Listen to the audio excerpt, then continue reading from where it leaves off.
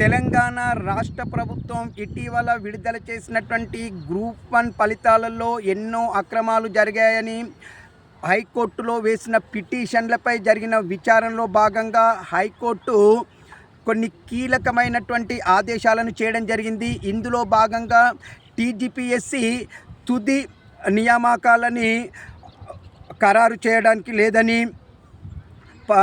మన పత్రాలని మాత్రం పరిశీలించడానికి వీలు కల్పిస్తూ నియామకాలను మాత్రం ఇప్పుడే చేయకూడదని చెప్పేసి స్పష్టం చేయడం జరిగింది. ఏది ఏమైనా గ్రూప్ 1లో ఎంతో అవినీతి అక్రమాలు జరిగాయని చాలామంది అభ్యర్థులు మరియు ప్రతిపక్షాలు ఆరోపణలు చేస్తూనే ఉన్నారు. అది మనం చూస్తూనే ఉన్నాం.